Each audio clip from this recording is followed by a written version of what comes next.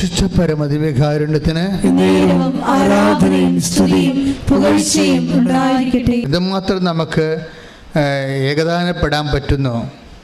ക്രിസ്തുവിൻ്റെ ക്ലേശങ്ങളോട് ഒരു വ്യക്തി വിശ്വാസം നമുക്ക് എന്ത് തരുന്നുവെന്ന് ചോദിച്ചാൽ, വിശ്വാസം നമുക്ക് നൽകുന്ന അനുഗ്രഹം എന്നതിനേക്കാൾ ഉപരി വിശ്വാസം നമ്മുടെ ജീവിതത്തിൻ്റെ പ്രാതികൂല്യങ്ങളുമായി യേശുവിനോട് ഏകദാനപ്പെടാനുള്ള ഒരു ആർജവത്വമാണ് വിശ്വാസം നൽകുന്നത്. ശ്രുതിക്കട്ടെ ഹല്ലേലൂയ. ഇപ്പോൾ 6 സാക്ഷ്യങ്ങളാണ് നമ്മൾ ഇന്നലെ മുതൽ അപ്പ് ചെയ്യാൻ തുടങ്ങിയിരിക്കുന്നത്.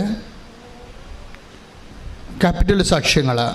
അപ്പോൾ 6 സാക്ഷ്യങ്ങൾ ക്യാപിറ്റൽ സാക്ഷ്യം എന്ന് പറയുമ്പോൾ നമുക്കറിയാം, നമ്മൾ സാക്ഷ്യം സെലക്ട് ചെയ്യുമ്പോൾ ഇപ്പോഴത്തെ പുതിയ മോഡ് ഓഫ് സെലക്ഷൻ അനുസരിച്ച് മനുഷ്യനെ അനുഭവിക്കുന്ന വ്യത്യസ്തങ്ങളായ സബ്ജക്റ്റ് വൈസ് തിരിക്കും വിഷയങ്ങൾ. ഇപ്പോൾ ജോലിയാണെങ്കിൽ അതുപോലെ തന്നെ വിദ്യാഭ്യാസം, അതുപോലെ തന്നെ ആധ്യാത്മിക തകർച്ച, അങ്ങനെ മനുഷ്യൻ്റെ വ്യത്യസ്തമായ മണ്ഡലങ്ങൾ, സാമ്പത്തിക ഘടകങ്ങൾ, ജപ്തി നടപടികൾ, അങ്ങനെ ഒത്തിരിയേറെ വിഷയങ്ങളാണ് ഉടമ്പടിയിലൂടെ പരിശുദ്ധ അമ്മ കൈകാര്യം ചെയ്യുന്നത്. അപ്പം അതുകൊണ്ട് അതിൻ്റെ എല്ലാ ദിവസവും അതിൻ്റെ ഏതെങ്കിലും 6 സബ്ജക്റ്റിൻ്റെ, നമുക്ക് 6 സബ്ജക്റ്റാണല്ലോ, 6 ആണല്ലോ ഉടമ്പടിയുടെ കൃപ ഗ്രേസ്ഫുൾ നമ്പർ എന്ന് പറഞ്ഞാൽ 6 6 കാര്യങ്ങൾ നമ്മൾ വെക്കുന്നു. കാനായിലെ കല്യാണത്തിന് 6 കൽഭരണികൾ, ദൈവം ഭൂമിയെ സൃഷ്ടിച്ചത് 6 ദിവസം, ഉടമ്പടിയുടെ പേടകം ദൈവം കൽപ്പനകൾ കൈമാറും മുമ്പ് സീനായ് മലമുകളിൽ ദൈവം മെഘാരൂഢനായി വന്നത് 6 ദിവസം. അപ്പോൾ 6 ഒരു പ്രധാനപ്പെട്ട നമ്പരാണ് ബൈബിളിലെ. അപ്പം അതുകൊണ്ട് നമ്മൾ 6 സാക്ഷ്യങ്ങളാണ് അനുദിനം അപ്പ് ചെയ്യേണ്ടത്. അപ്പോൾ 6 സബ്ജക്റ്റ് വൈസ് ആയിരിക്കും. 6 സബ്ജക്റ്റ് വൈസ് ആയിരിക്കും. അപ്പം നിങ്ങൾക്ക് എനിക്ക് തോന്നിയ ഒരു വിഷയം, ഈ ദിവസങ്ങളിലെ സാക്ഷ്യം കേട്ടപ്പോൾ എനിക്ക് തോന്നിയൊരു വിഷയം, ഞാൻ എപ്പോഴും പറയുന്നൊരു വാക്കാണ് റെഡ്യൂസ് ഇൻറ്റു 0- എന്ന് വെച്ച് കഴിഞ്ഞാൽ, നമ്മളൊരു വ്യക്തി ചെറുതായി തകർന്നാൽ, ഒരു കുടുംബം തകർന്ന് 0 ആകാം. പക്ഷേ ചിലർ നമ്മൾ നോക്കുമ്പോൾ അവർ 0- പോകും, -1, -2, -3 എന്ന് പറഞ്ഞ് പോകും. എന്നിട്ട് അവർക്ക് ഈ ജന്മത്തിൽ അവരെ കരകയറ്റാൻ സാധ്യമല്ലാത്തൊരവസ്ഥ വരും. That is the Marian space. ഈ ജന്മത്തിൽ നിന്നെ കരകയറ്റാൻ നിലവിൽ നിൻ്റെ ബുദ്ധിയിൽ ഒരു പ്രൊവിഷൻ സാധ്യത കാണുന്നില്ലെങ്കിൽ നീ അതിനെ ഐഡൻറ്റിഫൈ ചെയ്യേണ്ടത് that is A Marian space എന്നാണ്. അമ്മ നേരിട്ട് സന്ദർശനം ചെയ്ത് നിന്നോട് ഡയറക്റ്റ് ഇൻട്രാക്ട് ചെയ്യുന്ന സ്ഥലങ്ങളാണ്. കാര്യം മറ്റെന്തെങ്കിലും സ്വാധീനങ്ങൾ, പഠനങ്ങൾ, കഴിവുകൾ, അതുപോലെ തന്നെ നിൻ്റെ സർട്ടിഫിക്കറ്റ് വാല്യൂ, അങ്ങനെ നീ റിലേ ചെയ്യുന്ന കുറേ കാര്യങ്ങളുണ്ട്. എപ്പോഴും നമ്മൾ ശ്രദ്ധിക്കേണ്ടത്, ഉടമ്പടിയിലേക്ക് വരുമ്പോൾ ഉടമ്പടിയെ ഫയറാക്കുന്നതിൻ്റെ പ്രധാനം എന്തിലാണ് നീ ആശ്രയം വെച്ചിരിക്കുന്നത് എനിക്കറിയാം. അങ്ങനെ ഒരു വചനമുണ്ട്, take the word of God. എന്തിലാണ് ഞാൻ ആശ്രയം വെച്ചിരിക്കുന്നത് എനിക്കറിയാം. ശ്രദ്ധിക്കട്ടെ മക്കളെ. 2 തിമോത്തി 1:12. ഇക്കാരണത്താലാണ് ഞാൻ ഇപ്പോൾ ഇവയെല്ലാം സഹിക്കുന്നത്, ഞാൻ അതിൽ ലജ്ജിക്കുന്നില്ല. എന്തെന്നാൽ ആരിലാണ് ഞാൻ വിശ്വാസം അർപ്പിച്ചിരിക്കുന്നതെന്ന് എനിക്കറിയാം. ഇതുകൊണ്ട് ഒന്ന് പറഞ്ഞ്, ആരിലാണ് ഞാൻ വിശ്വാസം അർപ്പിച്ചിരിക്കുന്നതെന്ന് എനിക്കറിയാം. ആരിലായിരിക്കും? It is on a person, the person Jesus. നമ്മൾ ഒരു വ്യക്തിയിലാണ് വിശ്വാസം അർപ്പിച്ചിരിക്കുന്നത്, ഒരു തത്വസംഹിതയിലല്ല. അതാണ് ആദ്യം നമ്മൾ വിശ്വാസത്തെക്കുറിച്ച് ആദ്യം പഠിക്കേണ്ടത്. കഴിഞ്ഞ ദിവസങ്ങളിലെ ലിയ സെബാസ്റ്റ്യൻ ഇടുക്കിയിരുന്ന് നല്ല സാക്ഷ്യമാണ്. എല്ലാ സാക്ഷ്യവും നല്ലതാണ്, പക്ഷേ സാക്ഷ്യം ബിഗിനേഴ്സിനൊക്കെ നല്ല സാക്ഷ്യമാണത്. സ്റ്റാർട്ട് ചെയ്ത് വരുന്ന ആൾക്കാർക്ക് നല്ല സാക്ഷ്യമാണ്. ലിയ സെബാസ്റ്റ്യൻ്റെ പ്രശ്നം എന്ന് വെച്ച് കഴിഞ്ഞാൽ, അവർക്ക് അപ്പനെയോ അമ്മയോ നേരത്തെ മരിച്ചു, അവരുടെ ബന്ധുക്കൾ ആരുമാണ് അവരെ വളർത്തിക്കൊണ്ട് വന്നത്. അപ്പോൾ നിങ്ങൾക്കറിയാമല്ലേ, അപ്പൻ്റെ അമ്മയെ ആശ്രയം പോയാൽ പകുതി ആശ്രയം പോയി. പക്ഷെ പകുതി ആശ്രയം പോയെന്ന് പറഞ്ഞാൽ അത് സ്പിരിച്വലായിട്ട് പറഞ്ഞാൽ അത് പ്ലസ് പോയിൻ്റാണ്. ശരിക്കും വിശ്വസിക്കുന്നവന് അത് പ്ലസ് പോയിൻ്റാണ്. വിശ്വസിക്കാത്തവർക്ക് അത് ദൈവം എന്നോട് അങ്ങനെ ചെയ്തു ഇങ്ങനെ ചെയ്തെന്നൊക്കെ പറഞ്ഞ് മോങ്ങി അവസാനം വരെ മരിച്ചു പോകും അവസാൾ. വിശ്വസിക്കുന്നവൻ അത് വെച്ചാണ് ബിസിനസ് ചെയ്യണത്. എന്താണ്? എൻ്റെ അപ്പനും അമ്മയും ഇല്ല, പിന്നെ ആരാണ് അപ്പൻ്റെ അമ്മയുടെ സ്ഥാനത്തുള്ളത്? 13. അതായത് ഈശോ ഇത് അപ്പനെ അമ്മയെ ഉൾപ്പെടെ ആരും ആശ്രയം വെക്കുന്നു. ഈശോയുടെ പാക്കേജ് അത് ഇല്ല. ശരിക്കും പറഞ്ഞാൽ ഉണ്ടെങ്കിൽ നല്ലതാണ്, ഇല്ലാത്തത് കൊണ്ട് ആരും അതിൻ്റെ പേരിൽ കടിച്ചു തൂങ്ങി വിഷമിച്ച് നടക്കേണ്ട കാര്യമില്ല. അതുകൊണ്ട് ഈശോ ഒരു സ്റ്റേറ്റ്മെൻറ്റ് വിഷയത്തിൽ ഇറങ്ങിയിട്ടുണ്ട്. എന്താണ്? 10:23 മത്തായിയുടെ സുവിശേഷം. ശ്രുതികട്ടെ. ഹല്ലേലൂയ ഹല്ലേലൂയ ഹല്ലേലൂയ ഹല്ലേലൂയ ഹല്ലേലൂയ യേശുവേ നന്ദി. ഹല്ലേലൂയ ഹല്ലേലൂയ ഹല്ലേലൂയ ഹല്ലേലൂയ യേശുവേ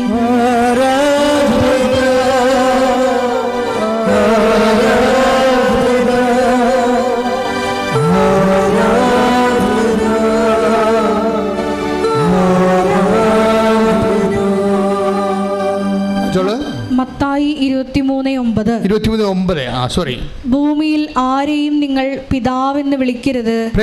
എന്തെന്നാൽ പറഞ്ഞേ, ഭൂമിയിൽ ആരെയും നിങ്ങൾ പിതാവെന്ന് വിളിക്കരുത്. എന്തെന്നാൽ നിങ്ങൾക്ക് ഒരു പിതാവേയുള്ളൂ, സ്വർഗസ്ഥനായ പിതാവ്. ഇത് നിലപാടാണ്. വിശ്വാസം എന്ന് പറയുന്നത് ഒരു ആശയത്തിലുള്ള അവലംബമല്ല, മറിച്ചൊരു വ്യക്തിയോട് അടിസ്ഥാനപ്പെടുത്തിയുള്ള ജീവിതത്തിൻ്റെ നിലപാടാണ്. ശ്രുതികട്ടെ. ഹല്ലേലൂയ. ആരാധിക്കുമ്പോഴും ദൈവത്തിന് മനസ്സിലാകണം, വേറെ ആർക്കും മനസ്സിലായില്ലെങ്കിൽ കുഴപ്പമില്ല.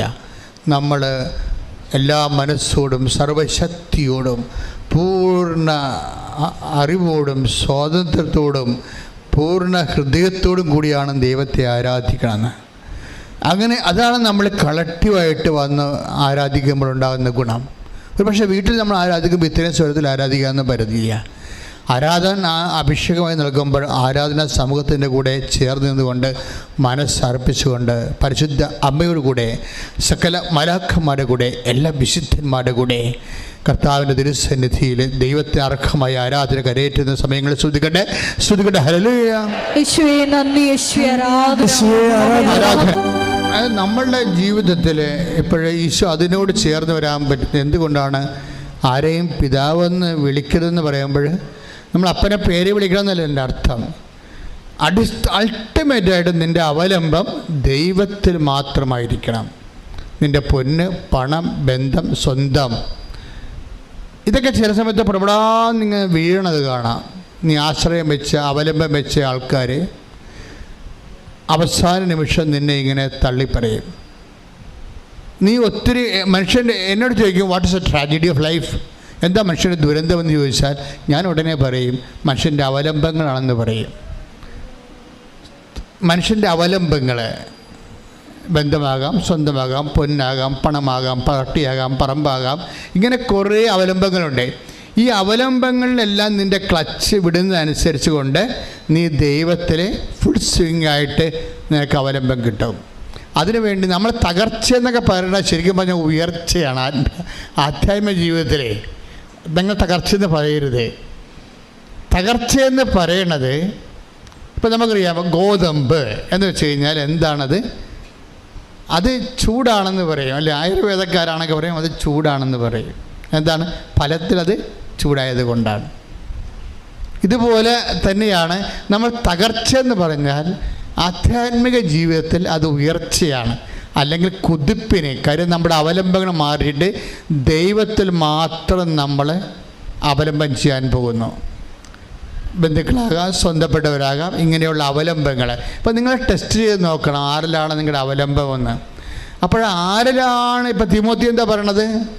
ആരിലാണ് എൻ്റെ അവലംബമെന്ന് എനിക്കറിയാം, അത് ദൈവത്തിലാണ് എൻ്റെ അവലംബമെന്ന്. അപ്പോൾ ഓരോ തകർച്ച ഉണ്ടാകുന്നു. ഇപ്പം ആരോഗ്യം, അപ്പോൾ നീ എപ്പോഴും ആരോഗ്യം ചിലപ്പോൾ എപ്പോഴും എന്താ സംഭവിച്ചിരിക്കണമെന്ന് അറിയാമോ?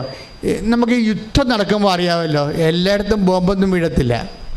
ബോംബ് വീഴുന്ന എപ്പോഴും പാലം അതുപോലെയുള്ള മർമ്മപ്രധാനമായ സ്ഥലങ്ങളിലെ ബോംബ് വീഴത്തുള്ളൂ.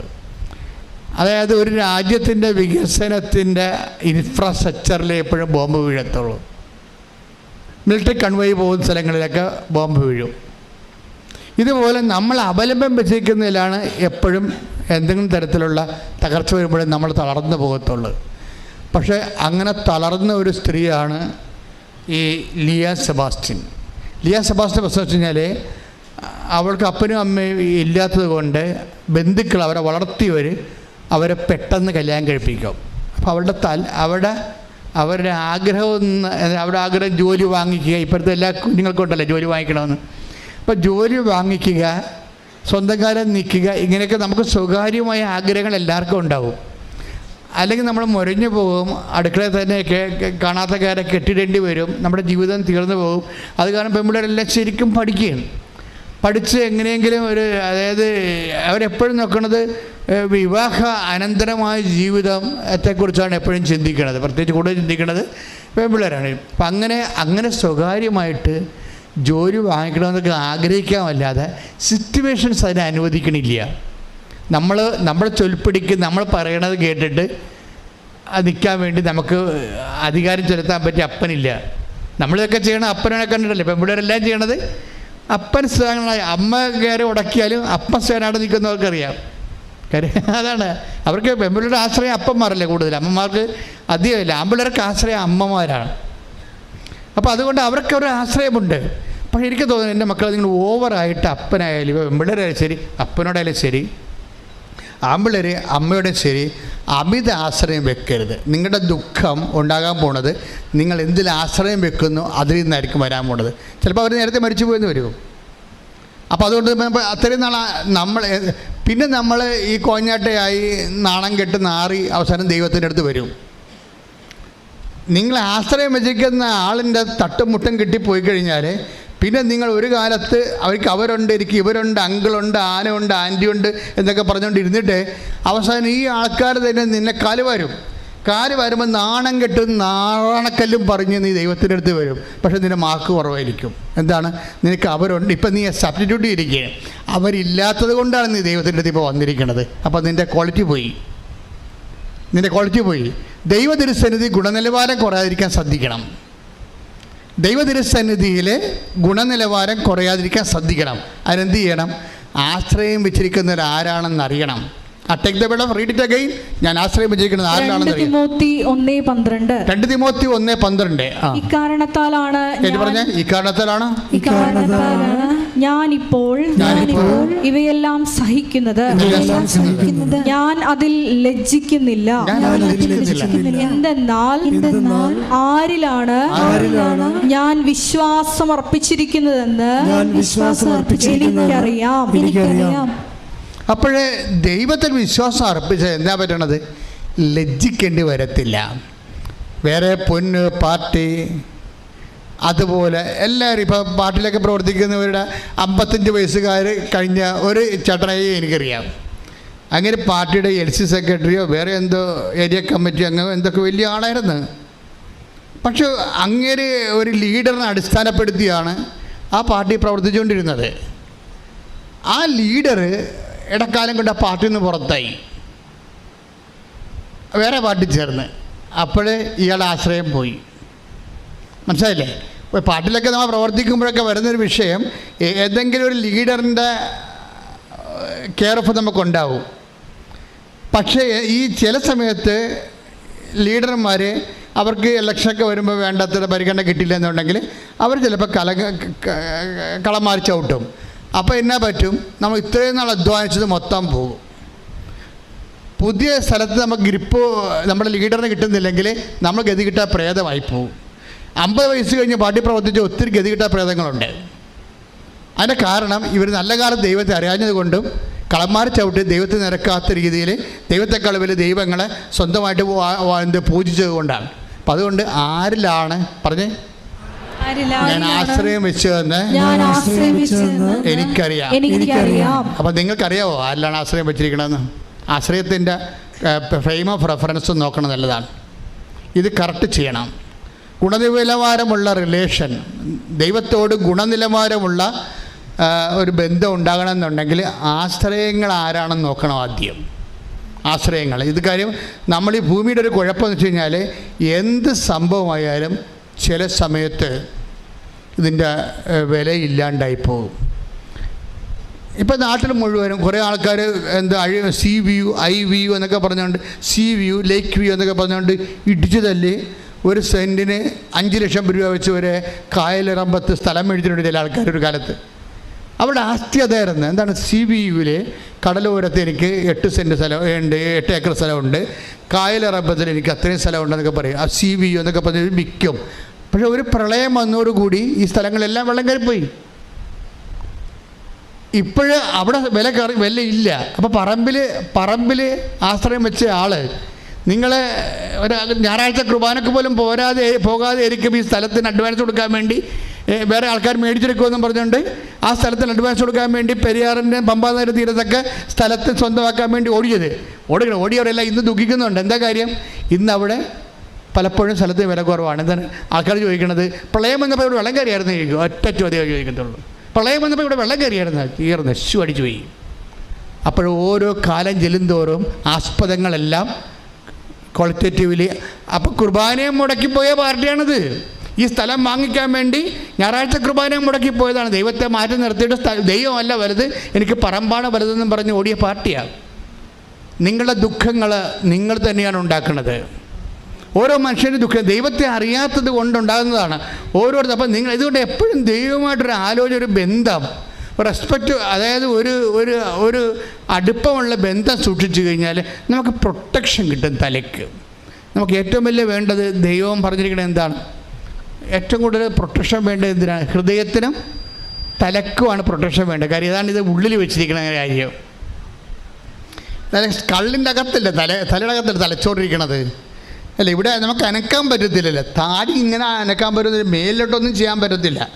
അതൊക്കെ അനക്കാൻ പറ്റുമെങ്കിൽ മനുഷ്യൻ തന്നെത്താൻ തല്ലി ചത്തുപോയണം. അതുകൊണ്ട് ഈ അനക്കാൻ പറ്റാത്ത സ്ഥലത്താണ് തലച്ചോറ് വെച്ചിരിക്കുന്നത്. ഹൃദയം കുറേ വാരിപ്പറ്റിനെ കൊണ്ട് പൊതിഞ്ഞ് വെച്ചിരിക്കുകയാണ്. ഈ 2 ഫാക്കൽറ്റീസിന് നല്ല സംരക്ഷണം വേണം.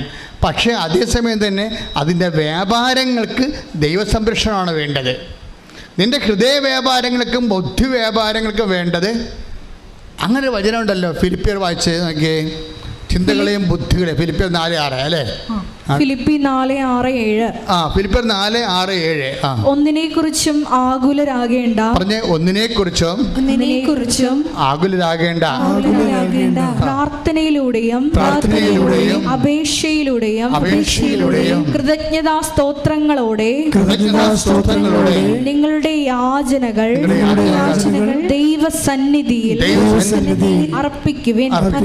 അപ്പോൾ നമ്മുടെ എല്ലാ ധാരണയെയും അതിലംഘിക്കുന്ന ദൈവത്തിന്റെ സമാധാനം നിങ്ങളുടെ ഹൃദയങ്ങളെയും ചിന്തകളെയും യേശുക്രിസ്തുവിൽ കാത്തുകൊള്ളും. അപ്പൊ ക്രിസ്തുവിന് ഈ ബുദ്ധിയും ഹൃദയവും യേശുക്രിസ്തുവിനെ ഏൽപ്പിക്കണം. വേറെ ആരും ഏൽപ്പിച്ചിട്ട് കഥയുമില്ല. ഇതിനാണ് പ്രാർത്ഥനാ ജീവിതം എന്ന് പറയുന്നത്. ഇതിനാണ് ഉടമ്പടി ജീവിതം എന്ന് പറയുന്നത്. എന്താണ്? അതായത് വേറെ ആര് ഈ ബുദ്ധിയും അതുപോലെ തന്നെ ഈ ബുദ്ധിയും ഈ ഹൃദയവും കൈകാര്യം ചെയ്താലും നാളെ അറ്റാക്ക് ഉറപ്പാണ്, നാളെ സ്ട്രോക്ക് ഉറപ്പാണ്. ഈ സംഭവം ആദ്യമേ ഏൽപ്പിക്കേണ്ടത് ആരെയാണ്? ഒന്ന് പ്രാർത്ഥിച്ച് തലേ കൈ വെച്ച്, ഇടത് കൈ കൊണ്ട് നെഞ്ചിലോ വലത് കൈ കൊണ്ട് തലയിൽ കൈ വെച്ച് അച്ഛൻ്റെ കൂടെ ചെന്ന് പ്രാർത്ഥിച്ച്, കർത്താവേ, കഴിഞ്ഞ കാലങ്ങളിൽ എൻ്റെ ഹൃദയത്തെയും ബുദ്ധിയെയും കൈകാര്യം ചെയ്യാൻ ദൈവത്തിൻ്റെതല്ലാത്ത ശക്തി കേന്ദ്രങ്ങളെ ഞാൻ ആശ്രയിച്ചു പോയിട്ടുണ്ട്. ബുദ്ധിയെയും ഹൃദയത്തെയും പൂർണ്ണമായി നിനക്ക് സമർപ്പിക്കുന്ന ഏറ്റെടുക്കുകയാം. ഫിലിപ്പിയർ 4:6 അനുസരിച്ചുകൊണ്ട് ദൈവിക സംരക്ഷണം നൽകുകയും ചെയ്യണമേ. അപ്പം ലിയ സെബാസ്റ്റിൻ്റെ കല്യാണം കഴിഞ്ഞു. അവളുടെ ആഗ്രഹങ്ങൾ അങ്ങനെ തന്നെ ഇരിക്കുന്നു. അത് നടപ്പിൽ വരുത്താൻ അവൾക്ക് അവലംബമാകാൻ അപ്പനും അമ്മയും ഇല്ല. അതുകൊണ്ട് അവിടെ ബന്ധുക്കൾ അവളെ അവളുടെ ജീവിതം നഷ്ടപ്പെടുമെന്ന് വിചാരിച്ചുകൊണ്ട് ബന്ധുക്കളെ കല്യാണം കഴിപ്പിച്ച് കൊടുത്തു. പിന്നെ നമ്മുടെ ആഗ്രഹങ്ങൾക്കൊന്നും അവിടെ വലിയ പ്രസക്തിയില്ല. അവിടെ 2 കുഞ്ഞുങ്ങളുടെ അമ്മയായി. അപ്പോൾ തൻ്റെ പഠനങ്ങൾ, അതുപോലെ തന്നെ തൻ്റെ ജോലി, അങ്ങനെ ഒന്നും ചിന്തിക്കാൻ പോലും അവിടെ പൊസിഷനില്ല, സ്പേസ് ഇല്ല. അവസാനം 2 പ്രസവം കഴിഞ്ഞ കുഞ്ഞുങ്ങളൊക്കെ ഒരു 2 വയസ്സൊക്കെ 3 വയസ്സൊക്കെ കഴിഞ്ഞപ്പോൾ വെറുതെ വീട്ടിലിരുന്ന് ബോറടിക്കണമല്ലേ, ഇത്തിരി പഠിച്ചതല്ലേ എന്ന് വിചാരിച്ചുകൊണ്ട് അവളൊരു ജോലിക്ക് പോകും. അപ്പോൾ ജോലിക്ക് പോകുമെങ്കിലും ആ ജോലിയോട് ഭർത്താവിന് താല്പര്യമില്ല.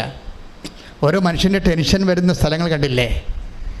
സ്ത്രീകളുടെ ജീവിതം മുന്നോട്ട് പോകുമ്പോൾ വരുന്ന സങ്കടങ്ങൾ കണ്ടില്ലേ? ഇതെല്ലാവരുടെയും സങ്കടങ്ങളാണിത്. ലിയ സെബാസ്റ്റ്യൻ മാത്രമല്ല. അവൾക്ക് ജോലിക്ക് പോയി, വീട്ടിൽ ഇഷ്യൂസായി.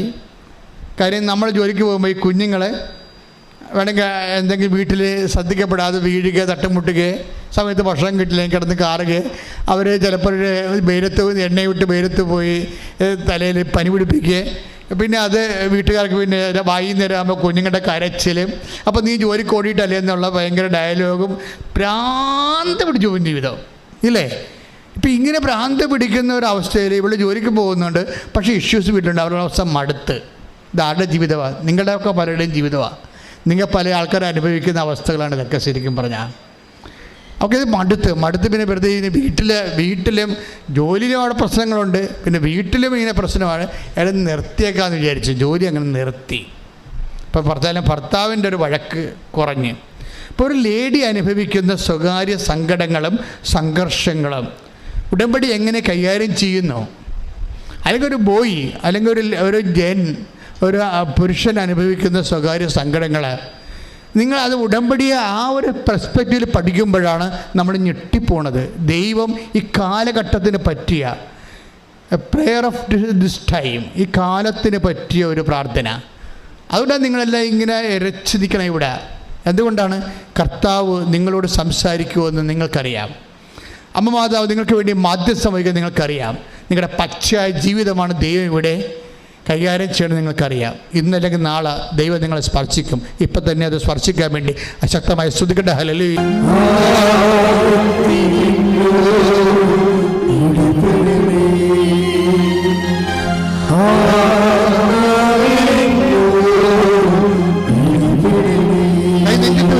കൈ നെഞ്ചിട്ട് വെച്ചോണ്ട്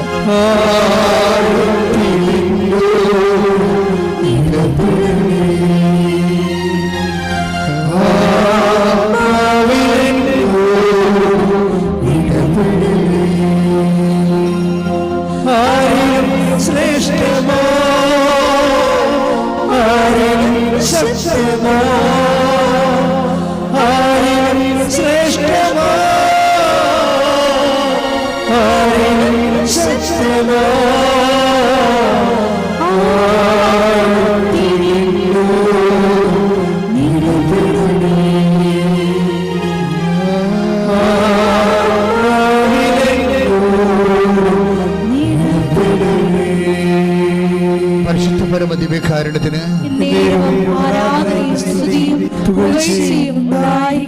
എൻ്റെ പ്രിയപ്പെട്ടവരെ, അതായത് ഇപ്പം ഇങ്ങനെ വന്ന് അവൾ വീട്ടിലിരിക്കുകയാണ്, യാസവാസം വീട്ടിലിരിക്കുകയാണ്, ജോലിക്ക് പോകണില്ല, അതിൻ്റെ സങ്കടങ്ങളുണ്ട്. നമുക്ക് സ്വകാര്യമായ, നമ്മുടെ ലേഡീസിന് സ്വകാര്യമായ കുറേ ആവശ്യങ്ങളൊക്കെ ഇല്ലേ, അതിനൊക്കെ മറ്റുള്ളവരുടെ മുമ്പ് കൈ നീട്ടണ്ടേ? അത് ചിലർക്ക് ഭയങ്കര സങ്കടമായിരിക്കും. നമ്മുടെ സ്വകാര്യമായിട്ടുള്ള കുറേ വസ്തുക്കളൊക്കെ നമ്മൾ വാങ്ങിക്കത്തില്ലേ, അതിന് മറ്റുള്ളവരുടെ മുമ്പിൽ ഭർത്താവിനോട് എപ്പോഴും ചോദിച്ചു നടക്കുക, ഒക്കെ ഓർക്കുമ്പോൾ നമുക്ക് സങ്കടമാണ്. പൈസ കിട്ടുമായിരിക്കും, 10 പ്രാവശ്യം ചോദിച്ചാലായിരിക്കും 1 പ്രാവശ്യം കിട്ടണത്. അത് നല്ല മോന്തയോട് ചിലപ്പോൾ കിട്ടിയെന്ന് വരത്തില്ല. ഞാൻ ഈ കേസ് പറയുകയല്ല, പൊതുവെയുള്ള ലേഡീസ് ചില ആൾക്കാർ അനുഭവിക്കണം, എല്ലാവരും അല്ല കേട്ടോ. നിങ്ങൾക്ക് വലിയ മെഡിക്കൽ കാണുന്നത് എനിക്കറിയാം. പക്ഷേ എങ്കിലും നിങ്ങളുടെ കൂട്ടത്തിൽ കുറേ പേര് വല്ലാത്ത സംഘർഷം അനുഭവിക്കുന്നുണ്ട്. അപ്പോൾ ഇവർക്കിത് വലിയൊരു പ്രയാസമായി. അങ്ങനെ പ്രയാസമായി, ഇവർക്ക് ഡിപ്രഷനായി. പ്രയാസത്തിൽ കൂടിപ്പോയി. എന്നുവെച്ചാൽ ഭക്ഷണം കഴിക്കാതെ, ഇതിനകത്ത് കഴിക്കണം, ഭക്ഷണം കഴിക്കാതെ ആൾ മുറി ലോക്ക് ചെയ്ത് അകത്തിരിക്കാൻ തുടങ്ങി. ഓക്കെ, അപ്പോൾ നിസ്സാരം ഇവിടെ കൂടെ ഇത് അവസാനിക്കണില്ലേ കാര്യങ്ങൾ? ഇപ്പോൾ ഭക്ഷണം കണ്ട മനസ്സ് ഇടിഞ്ഞ് അവസാനം ഡിപ്രഷൻ കൂടായി, ഉറക്കമില്ലാതെയായി, അകത്തിരിക്കുകയാണ്. 2 കുഞ്ഞുങ്ങളുണ്ടെന്ന് നോക്കണം, കുഞ്ഞുങ്ങൾക്ക് ഭക്ഷണം കൊടുക്കണില്ല. അപ്പോൾ അമ്മമാർ എന്തെല്ലാം പ്രശ്നമുണ്ടെങ്കിൽ ശരി, കുഞ്ഞുങ്ങൾക്ക് ഭക്ഷണം കൊടുക്കുമല്ലേ, അവരെ കുളിപ്പിക്കും. കാര്യം 2-3 വയസ്സുള്ള കുഞ്ഞുങ്ങളെയൊക്കെ നമുക്ക് ശ്രദ്ധിച്ചില്ലെങ്കിൽ കുഞ്ഞുങ്ങൾ പോകും, പൊട്ടായി പോകും. അപ്പോൾ അതുങ്ങളെപ്പോലും ശ്രദ്ധിക്കാത്ത അവസ്ഥയിൽ ഇവിടെ മനസ്സ് കൺട്രോൾ പോയി. അതുങ്ങളെപ്പോലും സ്വന്തം കുഞ്ഞുങ്ങളെ പോലും സമയത്ത് ഭക്ഷണം കൊടുക്കാൻ, അവൾ കുളിക്കണില്ല, അവൾ കുളിക്കാൻ തോന്നണില്ല, അവൾ ഭക്ഷിക്കാൻ തോന്നണില്ല, എന്നാത്ത ഇതൊക്കെ ചെയ്യണമെന്നുള്ള തീർന്ന ജീവിതം പോയി. ഇനി ചാകണ വരെ ഇങ്ങനെ ജീവിക്കുക. അതുകൊണ്ട് ഇങ്ങനെ ഒരു സൈലൻറ്റ് സൂയിസൈഡ് ടെൻഡൻസി ആളിന് ഡെവലപ്പ് ചെയ്തിരിക്കുകയാണ് ഈ മുറി ലോക്ക് ചെയ്തുകൊണ്ട്.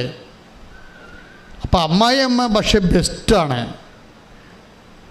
അമ്മായിയമ്മ വന്ന് എപ്പോഴും കണ്ണീരോടെ വിളിക്കുന്നുണ്ട്, വാമോളെ കഴിക്കുമോളെ, ഇങ്ങനെ ഇരുന്ന എത്ര കാലം ഇരിക്കുന്നീ എന്നൊക്കെ പറയുന്നുണ്ട്. പക്ഷെ അവൾക്ക് നമുക്ക് അവളെ കുറ്റം പറയാൻ പറ്റത്തില്ല. അവർക്ക് അത്രയും സങ്കടം അങ്ങോട്ട് കയറിപ്പോയിട്ട് സങ്കടം തലക്കടിച്ച് പോയിരിക്കുകയാണ്. അത് കാരണം ഒരു ആശ്വാസവാക്കും അവളെ ഏൽക്കണില്ല.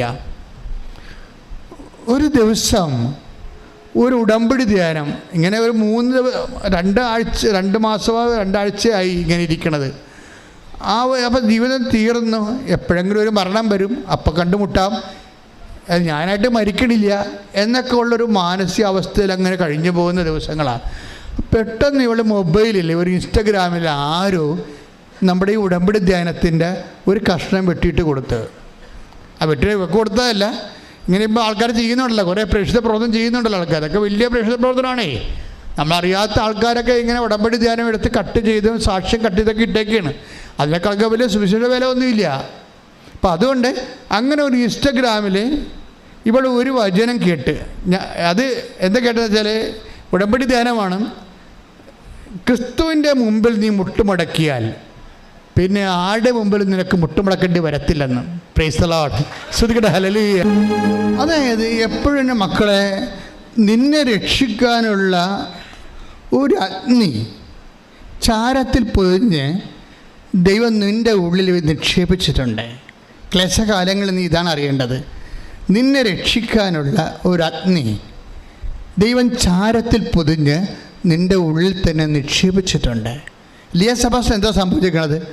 വിശ്വാസത്തിൻ്റെ അഗ്നി. ഇപ്പം സങ്കടമാണ് ഭയങ്കര, തകർച്ചയാണ് ഭയങ്കര, ജീവിതം തീർന്നിരിക്കുകയാണെങ്കിലും വിശ്വാസത്തിൻ്റെ ഒരു അഗ്നി, അതിന് അഗ്നിക്കൊണ്ട ഗുണമെന്ന് വെച്ചാൽ അത് പെട്ടെന്ന് വചനങ്ങൾ കാറ്റടിച്ചു കഴിഞ്ഞാൽ അത് കത്തും. ഈ ചാരം മൂടിയ അഗ്നി, അവളുടെ വിശ്വാസത്തിൻ്റെ അഗ്നി, ഈ ഉടമ്പടി ധ്യാനത്തിൻ്റെ കാറ്റടിച്ചു കഴിഞ്ഞാൽ അപ്പോൾ ഈ ചാരം പറന്നു പോയിട്ട് ഈ സാധനം കത്തി പെട്ടെന്ന്. എന്താണ് പറഞ്ഞിരിക്കുന്നത്? നീ ക്രിസ്തുവിൻ്റെ മുമ്പിൽ മുട്ടുമടക്കിയാൽ പിന്നെ ആടെ മുമ്പിൽ മുട്ടുമടക്കേണ്ട ആവശ്യം വരുത്തിയില്ല. അത് ഞാൻ പോലും അറിയാതെ ഇവിടെ നിന്നുകൊണ്ട് കർത്താവ് പറയിപ്പിച്ചതാണ്. ആർക്കോ വേണ്ടി പറയിപ്പിക്കണാണിത്. ഈശോ ഉദ്ദേശിക്കുന്നുണ്ട് ആൾക്കാരെയൊക്കെ. തകർന്ന തരിപ്പണമായി 0- ഇരിക്കുന്ന ആൾക്കാരെ കർത്താവ് മനസ്സിൽ കാണുന്നുണ്ട്. ദൈവത്തിൻ്റെ സ്നേഹമാണ് ദൈവത്തിൻ്റെ വചനം. ശ്രുതിക്കട്ടെ. പരമദിവ്യകാരുണ്യത്തിന് സന്തോഷത്തിന് പറഞ്ഞു. ഈശോക്ക് തോന്നണം നിങ്ങൾ അങ്ങനെ പറഞ്ഞതെന്ന്. പരിശുദ്ധ പരമദിവ്യകാരുണ്യത്തിന്, പരിശുദ്ധ പരമദിവ്യകാരുണ്യത്തിന് ശ്രുതിക്കട്ടെ. ഹല്ലേലൂയ. അത് മനോഹരമായ ഒരു സങ്കീർത്തനമാണ്. Take the word of God. നിന്നെ പാറമേൽ ഉയർത്തി ഞാൻ നിർത്തും. അതായത് ഇപ്പം ക്ലേശകാലമാണെങ്കിലും ഈ ടൈം കഴിയുമ്പോൾ, ചേഞ്ച് ചെയ്യുമ്പോൾ അവൻ നിന്നെ ഉയർത്തിക്കൊണ്ട് വരും. അപ്പം ഈ കാലത്ത് നീ എന്ത് ചെയ്യണം? ഇവളെന്താ ചെയ്തതെന്ന് പറയും. ഇവള് ഈ ഇങ്ങനെ ക്രിസ്തുവിൻ്റെ മുമ്പിൽ മുട്ടുമടക്കിയാൽ പിന്നെ ആരുടെ മുമ്പിൽ നിനക്ക് മുട്ടുമടക്കേണ്ടി വരികയില്ല എന്ന് പറഞ്ഞത് ഇവൾക്ക് അഭിഷേകമായി. വചനത്തിൽ അങ്ങനെ ഒരു കാര്യമുണ്ട്. നമ്മൾ ഈ വചനം കേൾക്കുമ്പോൾ ഈ മാനുഷിക വചനമായിരിക്കും, പക്ഷേ അതിൻ്റെ അകത്തുള്ള സ്റ്റെമ്മില്ല, ജീവനെന്ന് പറയണത് അതിൻ്റെ കറസ്പോണ്ടിങ് വേർഡ് ഓഫ് ഗോഡ് വേറെ ഉണ്ടാകും. ഞാൻ ഈ മാനുഷിക ഭാഷ പറയുന്ന വചനത്തിൻ്റെ ആത്മാവ് യഥാർത്ഥ വചനം തന്നെ ആയിരിക്കും. യഥാർത്ഥ വചനത്തിന് എൻഫ്ലഷ് ചെയ്യുന്നതാണ് ഒരു പ്രഭാഷകൻ്റെ ദൈവിക ഉപകരണമാകുന്ന രീതി. ഇപ്പം ഉദാഹരണത്തിന് സങ്കീർത്തനം 118:8-9 എടുത്ത്. സങ്കീർത്തനം 118:8-9. ശ്രുതിക്കട്ടെ. ഹല്ലേലൂയ. 118-ാം സങ്കീർത്തനം 8-9 തിരുവചനങ്ങൾ. മനുഷ്യനിൽ ആശ്രയിക്കുന്നതിനേക്കാൾ കർത്താവിൽ അഭയം തേടുന്നത് നല്ലത്. പ്രഭുക്കന്മാരിൽ ആശ്രയിക്കുന്നതിനേക്കാൾ കർത്താവിൽ അഭയം തേടുന്നത് നല്ലത്. ഇതാണ് ഇതിൻ്റെ ആക്ച്വൽ വേർഡ് ഓഫ് ഗോഡ്. ഇതിൻ്റെ തന്നെ അഭിഷേക സമയത്ത് ഇതാണ് ഇതിൻ്റെ സ്കെൽട്ടൺ എന്ന് പറയുന്നത്. അത് കറക്റ്റ് വേർഡ് ഓഫ് ഗോഡാണ്. എന്താണ്? മനുഷ്യന്മാരിൽ അഭയം തേടരുത്, രക്ഷ നൽകാൻ കഴിയാത്ത മനുഷ്യരിൽ ആശ്രയിക്കരുത്. അതാണ് വേർഡ് ഓഫ് ഗോഡ്. അതിൻ്റെ തന്നെ വേറൊരു വേർഷനാണ് ഈ പറയുന്നത്. എന്താണ്?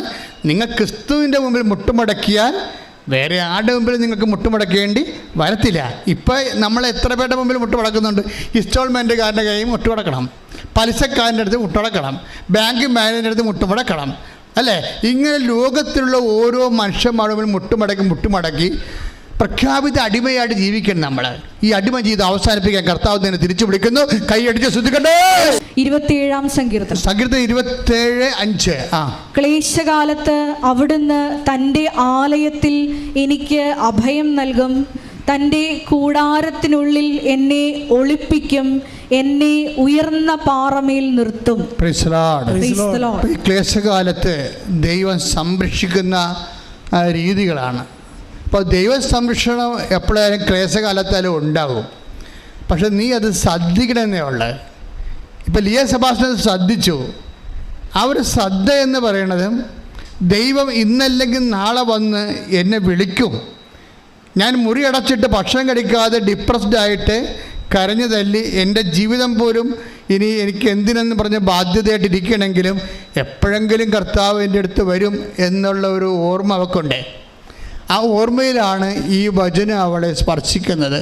എന്താണ്? നീ ക്രിസ്തുവിൻ്റെ മുമ്പിൽ മുട്ടുമടക്കിയാൽ വേറെ ആരുടെ മുമ്പിലും മുട്ടുമടക്കേണ്ടി വരത്തില്ല. അപ്പോൾ അവളത് നോക്കിയപ്പോഴിത് ഉടമ്പടി എന്നും പറഞ്ഞ് ഒരു ധ്യാനം നടത്തുന്ന സ്ഥലത്ത് നിന്ന് വന്നതാണ് അവൾക്ക് മനസ്സിലായി. അവൾക്ക് ഈ കൃപാസനത്തെ കുറിച്ച് അറിയത്തില്ല. ഈ മൊബൈൽ ഈ കാലത്ത് എന്തുമാത്രം ഏറ്റവും വലിയ സുവിശേഷ വില ചെയ്യണ മൊബൈലാണ്. അതാണ് രസം. മൊബൈലിലൂടെ വന്ന സാധനമാണ്. അപ്പോൾ അത് നോക്കിയെടുത്തപ്പോൾ ഇത് കൃപാസനം. പിന്നെ കൃപാസനത്തിൽ ധ്യാനങ്ങൾ കേൾക്കാൻ തുടങ്ങി. ഉടമ്പടി ധ്യാനങ്ങൾ കേൾക്കാൻ തുടങ്ങി. ആരാധന കൂടാൻ തുടങ്ങി. അപ്പോൾ ആരാധന കൂടിയപ്പോൾ ദൈവം അവരെ സ്പർശിച്ചിട്ട് അവൾ മുറി തുറന്ന് പുറത്ത് വന്ന് അവൾ സംസാരിക്കാൻ തുടങ്ങി, ഭക്ഷണം കഴിക്കാൻ തുടങ്ങി, കുളിക്കാൻ തുടങ്ങി, കുഞ്ഞുങ്ങൾ നോക്കാൻ തുടങ്ങി. എല്ലാം മാറിയിട്ട് ഇവൾ അമ്മയോട് പറയും, അമ്മ എനിക്കൊരു 500 രൂപ തരുമെന്ന് ഇരിക്കും. അമ്മ എനിക്കൊരു 500 രൂപ തരുക. അപ്പോൾ എന്തിനടി? എനിക്ക് കൃപാസനത്തിൽ പോകാനാണ്. അപ്പം 500 രൂപ പോലും പാവത്തിൻ്റെ കയ്യിലില്ല. ഒന്ന് ചിന്തിച്ചേക്ക്, 500 രൂപ പോലും പാവത്തിൻ്റെ കയ്യിലില്ല. പക്ഷേ ഒറ്റ വാക്കിൽ ദൈവം അവളെ വിളിച്ചു. അപ്പോൾ അമ്മ പക്ഷേ നല്ല ബെസ്റ്റ് ലേഡിയാണ്. അവരുടനെ 1000 രൂപ എടുത്ത് കൊടുത്തു. അവൾ പോയിട്ട് വരാൻ പറഞ്ഞു. അപ്പോൾ അവളത് സാക്ഷ്യത്തിൽ പറയുന്നുണ്ട്, അമ്മ എനിക്ക് ആരുമില്ല, എൻ്റെ അമ്മ മാത്രമേ ഉണ്ടായിരുന്നുള്ളത്. അപ്പോൾ ചിലർ മാതാപിതാക്കളും നഷ്ടപ്പെട്ട പെൺപിള്ളേർ കല്യാണം കഴിച്ച് വരുമ്പോൾ ആ വീട്ടിലുള്ള അമ്മമാരും അമ്മായിയപ്പനും ഒക്കെ അത് തഞ്ചമാക്കിയിട്ട് ഇവൾ എന്നിട്ട് ഭർത്താവ് വരെ പറയും, നിന്നെ തല്ലിക്കൊന്ന് ഇതിൻ്റെ അകത്ത് കെട്ടിത്തൂക്കി നിൻ്റെ അത് കുഴിച്ചു കൂടി അവർ പട്ടിയും തിരക്കത്തില്ലെന്ന് പറയും. അങ്ങനെയുള്ള പട്ടികളും കല്യാണം കഴിച്ചിട്ടുണ്ട്. ഇപ്പോൾ പെണ്ണിന് അപ്പനും അമ്മയില്ലെന്ന് വിചാരിച്ചോ? ആ ഒറ്റ കാര്യം കൊണ്ട് തന്നെ മരണം വരെ അവളെ പീഡിപ്പിക്കും. എന്നിട്ട് എന്തെങ്കിലും പ്രശ്നമുണ്ട് ഇവിടെ സംസാരിക്കുമ്പോൾ നിന്നെ കൊന്നിവിടെ കുഴിച്ചു കൂടിയ ഒരു പട്ടിയും തിരക്കായില്ലെന്ന് പറയും. എന്നിട്ട് ഈ പന്നി ക്രിസ്ത്യാനിയായിട്ട് വന്ന് കുർബാന സ്വീകരിക്കുകയും ചെയ്യും. എന്തൊരവസ്ഥയാണ്! ഈ നോൻപ് കാലത്ത് തിരിച്ചു പിടിക്കുന്നുണ്ട് അനുതാപത്തിലേക്ക്. ശ്രദ്ധിക്കട്ടെ. ഹല്ലേലൂയ. ശരിക്കും പറഞ്ഞാൽ നോൻപ് കാലത്തിലേക്ക് ഈശോ കൊണ്ടുവന്ന് ലൂപ്പ് ചെയ്ത് വെച്ചേക്കണം. ഇപ്പം അല്ലെങ്കിൽ ഈശോയുടെ വചനത്തിലൂടെ സഞ്ചരിച്ചിട്ട് നമുക്ക് ധ്യാനത്തിലേക്ക് കർത്താവ് കൊണ്ടുവരുമായിരിക്കും തിരിച്ച്. ഈ നോൻപ് കാലമായതുകൊണ്ട് ആണിങ്ങനെ സംഭവിക്കണം തോന്നണം. ഞാൻ ഇന്ന് ഇവിടെ ഇരുന്ന് ആരാധന കൂടിയപ്പോൾ എൻ്റെ മനസ്സിൽ വല്ലാത്തൊരു സങ്കടം വന്നു. ആരാധനയല്ല, അച്ഛൻ്റെ കുർബാന കൂടിക്കൊണ്ടിരിക്കുമ്പോൾ ഞാനങ്ങനെ മനസ്സിങ്ങനെ കയ്യും കൂപ്പി ഇങ്ങനെ ഇരിക്കുകയായിരുന്നു. അതെന്ന് വെച്ചാൽ എൻ്റെ കയ്യിൽ നിന്നൊരു അബദ്ധം സംഭവിച്ചു. അതിപ്പോൾ ഈശോ എന്നെ ഓർപ്പിച്ചു. അപ്പം എനിക്ക് മനസ്സിലായി, ഇപ്പം ഈശോ ഇപ്പോഴും അത് റൈറ്റ് ഓഫ് ചെയ്തിട്ട് എനിക്ക് മനസ്സിലായി. അതുകൊണ്ട് ഞാൻ പറഞ്ഞു, ഈശോ ഇനി എന്ത് ചെയ്യുമെന്ന് ഞാൻ ചോദിച്ചു. അതെന്ന് വെച്ചാൽ ഞാൻ 87 അച്ഛനായത്, ഞാൻ 85 അച്ഛനായത് അവസാനം. ഇപ്പോൾ 87 ഞാൻ ഈ കാട്ടൂർ പള്ളിയിൽ, ഈ പടിഞ്ഞാറ് വശത്തൊരു പള്ളിയുണ്ട്, അവിടെ ശുശ്രൂഷ ചെയ്തുകൊണ്ടിരിക്കുന്ന സമയത്ത് എൻ്റെ ഒരു അകന്ന ബന്ധു എന്നെ കാണാൻ വന്നിട്ട് എന്നോട് സാമ്പത്തികമായ സഹായം ചോദിച്ചു. അപ്പം അന്ന് എൻ്റെ ശരിക്കും ഞാൻ പൈസ വളരെ കുറച്ച് പൈസയേ ഉള്ളൂ. എങ്കിലും എനിക്ക് ഈ ബന്ധുവിനെക്കുറിച്ച് അറിയാം. അയാൾ പലരോടും ഇങ്ങനെ ബന്ധുക്കളുടെ പൈസ വാങ്ങിക്കുന്ന ആളാണ്. പക്ഷെ പുള്ളിക്കാരൻ ആർക്കും ഒന്നും കൊടുക്കത്തുമില്ല, അങ്ങനെ ടൈപ്പാണ്. അപ്പോൾ അതെൻ്റെ മനസ്സിലേക്ക് ആളെ പേഴ്സണൽ അറിയാവുന്ന കാരണം കിട്ടാനുള്ളതെന്നൊക്കെ കിട്ടണോടത്ത് മേടിച്ചെടുക്കുക, ആർക്കും ഒന്നും പുള്ളി കൈ നനച്ചൊന്നും ചെയ്യത്തുമില്ല. അപ്പോൾ ഞാൻ പറഞ്ഞു ഈ പണി എനിക്കറിയാം, അതുകൊണ്ട് നിങ്ങളിനി ഞാൻ കാട്ടർ ചെയ്യത്തില്ലെന്ന് പറഞ്ഞു. പുള്ളിക്കാരൻ സങ്കടപ്പെട്ടു പോയി. ഇപ്പം കുർബാനയ്ക്ക് രാവിലെ പറഞ്ഞ് ആ കക്ഷിയുടെ സങ്കടം ഇപ്പോഴും കിടപ്പുണ്ടെന്ന് പറഞ്ഞു. ഞാൻ വല്ലാണ്ടായിപ്പോയി.